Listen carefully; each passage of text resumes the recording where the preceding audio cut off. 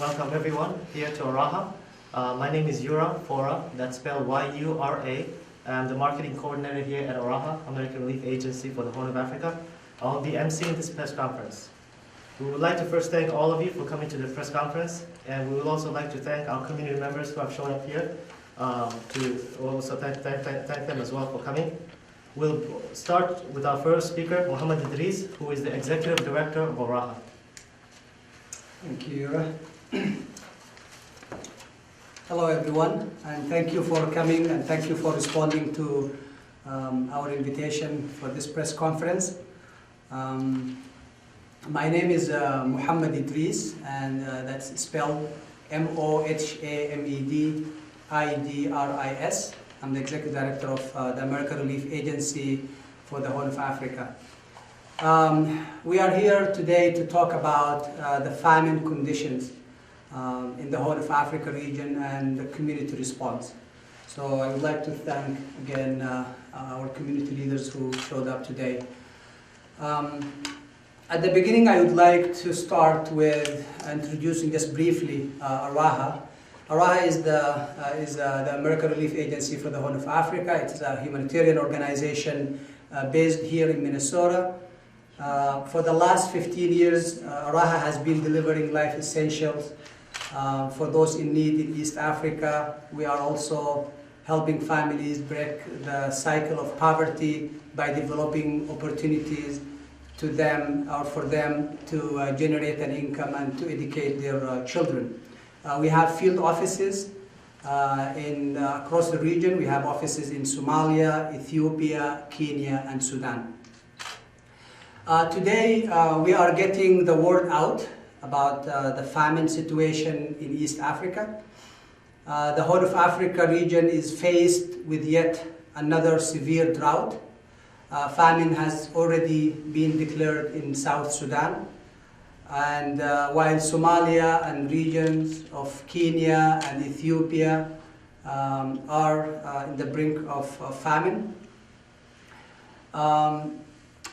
over 20 million people across the region are in desperate need of humanitarian assistance. According to the United Nations Office for the Coordination of Humanitarian Affairs, also known as OSHA, the number of people in need, I quote, the number of people in need of assistance in Somalia alone has increased from 5 million in September 2016 to over 6.2 million people in February 2017. This is more than half of the population in Somalia.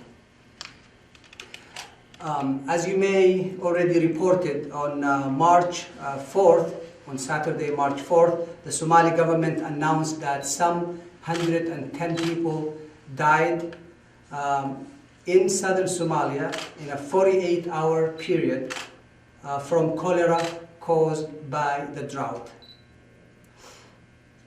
Mass death among livestock in the Horn of Africa region is already widespread, which is a sign of looming famine. The drought also is uprooting people from their villages and neighborhood. The majority of drought-related displacement takes place from rural to urban areas. In other instances, displaced families are crossing the border and becoming refugees. This is more obvious with southern Sudanese coming to Sudan, and in Somalia also crossing to Ethiopia. When we talk about children, they are the most vulnerable during these famines. Global acute malnutrition rates are above 20% in some areas of the Horn. When the global acute malnutrition rate exceeds 15%, it's categorized as critical condition. In 2011, Somalia faced a severe famine that left about 260,000 people dead. Half of them were children under the age of 5. So what we are doing as an organization, We have launched an ongoing drought/famine relief campaign actually since 2016, since we have field offices in the ground and we have noticed the impact of the severe drought. So we launched this campaign to raise awareness about and funds for the plight of the people in the Horn of Africa. Our field offices in Somalia, Kenya, Ethiopia, and Sudan are assisting families by providing water, food and non-food items, and also shelter materials. Since the beginning of this campaign, we have delivered food to over 130,000 people, dug 93 water wells across the region, and provided over 270,000 meals to school children in Somalia, specifically formulated to treat malnutrition. The needs are still huge and far beyond the resources we have. We still need donation in order to continue providing immediate relief and aid to victims of this disaster. We have also partnered with Feed My Starving Children, another Minnesota organization, to send 4 containers full of food supplies to Somalia. These containers will provide over 1 million nutritionally complete meals specifically formulated for malnourished children. I would like to thank those who have donated to our campaign or responded to the call of action for action. We are looking for community groups, churches, synagogues, mosques, and schools to come together to support the relief efforts. In regard to call for action that we are asking people and community to do, we are asking and we are advocating for early intervention. Early intervention is the main lesson we learned from last famine. Early intervention not only saves lives, it's also more cost effective. The cost of helping families after famine is declared and after displacement is 3 times the cost of early intervention. Displacement and its consequences, especially refugee crisis, can be prevented by early intervention. Monetary donation is the fastest way to help at this time. Therefore, we urge everyone to donate by visiting our website at www.araha.org. That's ARAHA.org. In closing, I would like to say that when the last famine hit the Horn region, far too many people lost their lives. We cannot stand by and let that happen again. ARAHA will be devoting all of its resources to saving lives threatened by the famine. We ask the generous Minnesota community and the rest of the world to join us. We urge everyone to think about these families and support ARAHA's life-saving work. It's a matter of life and death for these families. Thank you.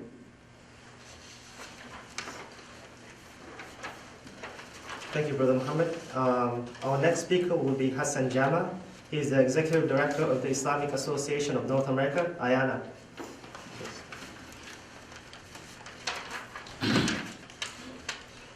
Bismillah, alhamdulillah. My name is Hassan Jama, Hassan, Jama, Jama. I'm the Executive Director of Islamic Association of North America, AYANA.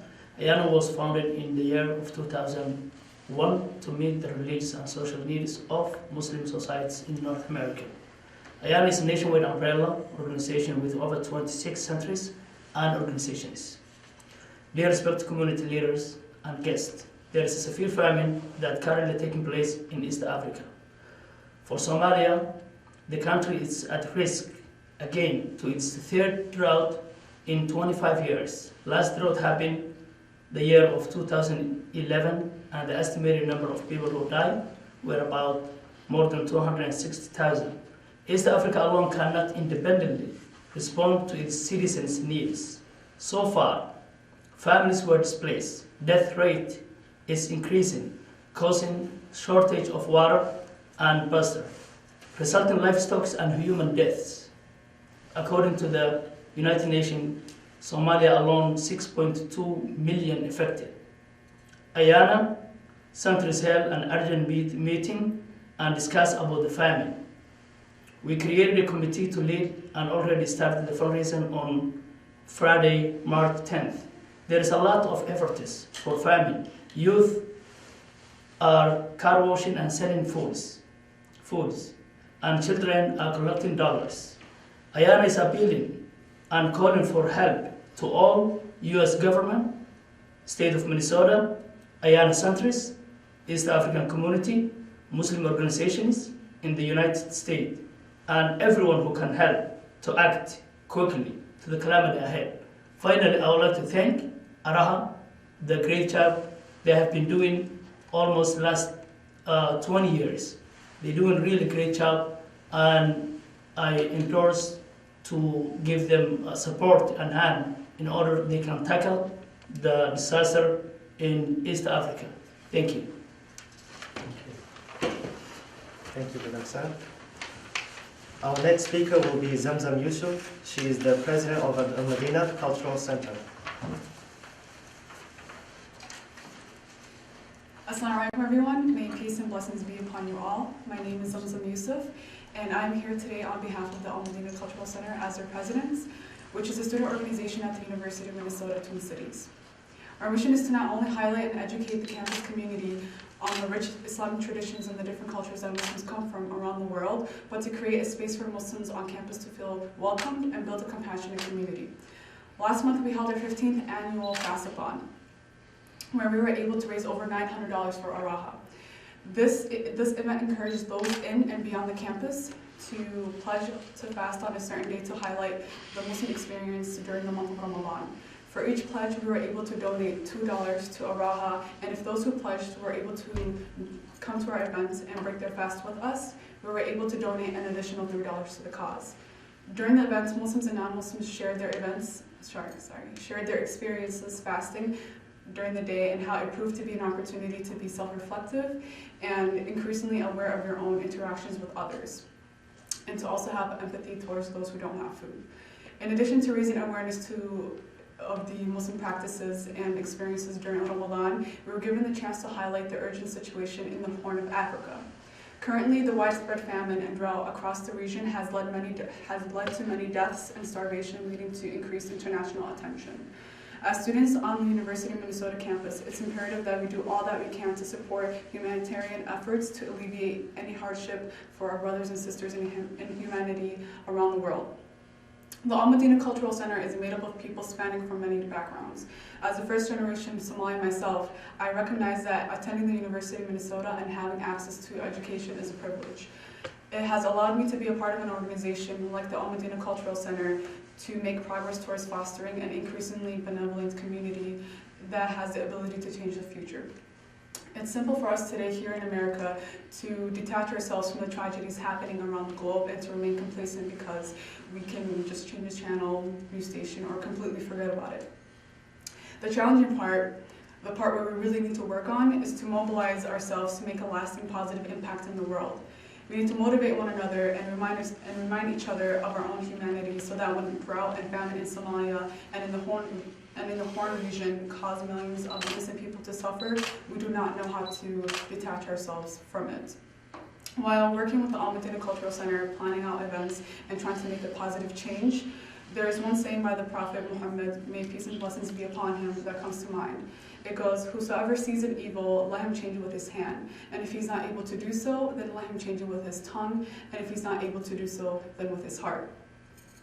We must instill this philosophy in one another and hold each other accountable in the best interest of humanity. Due to the urgent circumstances in the Horn of Africa, we must feel personally accountable for galvanizing the support of the masses. Thank you. Thank you, Sister Zamzam. Our next speaker will be Abdisalam Adam. He's a local imam and leader from Darul Hijra Cultural Islamic Center.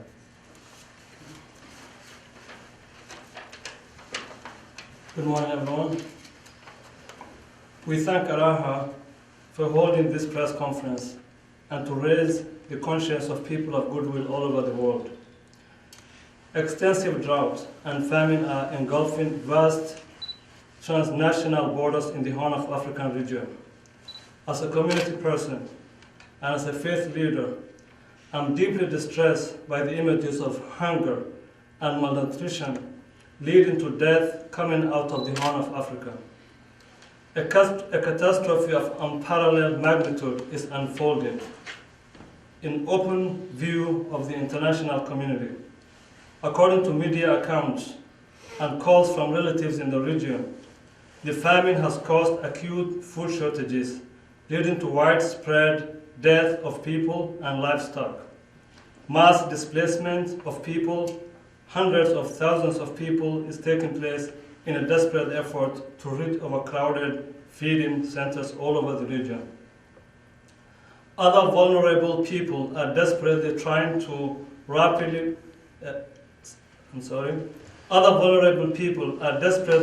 reach makeshift camps in urban centers. Sadly, these people have not received sufficient relief, and their situation is rapidly deteriorating by the day. Humanitarian organizations are sounding the alarms that vulnerable children, women, and the elderly are succumbing to cholera pandemic as well. In the face of this massive existential threat to so many people, we must step up.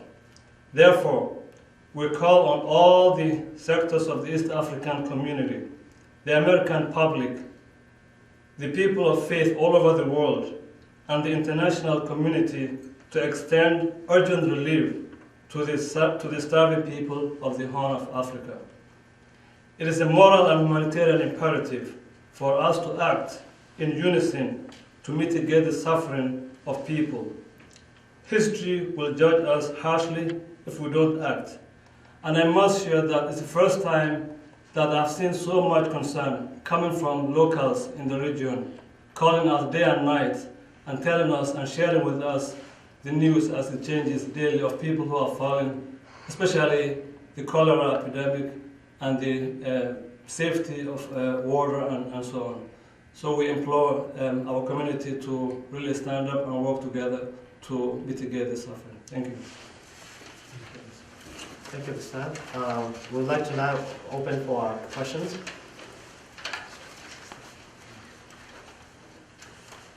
If there's any questions about the famine conditions, more than the information that we gave?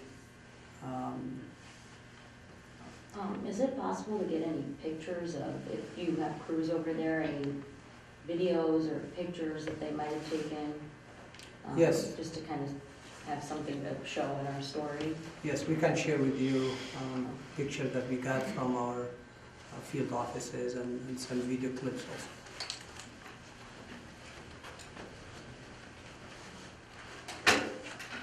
I think there is one thing, one point that I would like also to say.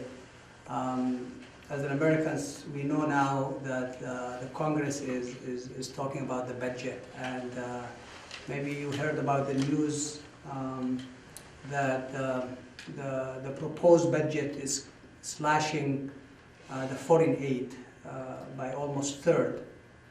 I think this will be devastating for the people in need, especially at this time with the famine striking the whole of Africa. As you may all know, foreign assistance is about less than 1% of the total budget. It may not make any difference actually in decreasing the government spending when you take that less than 1%, but for sure it will have a huge impact on the people on ground. This less than 1% cure a lot of lives, save a lot of lives.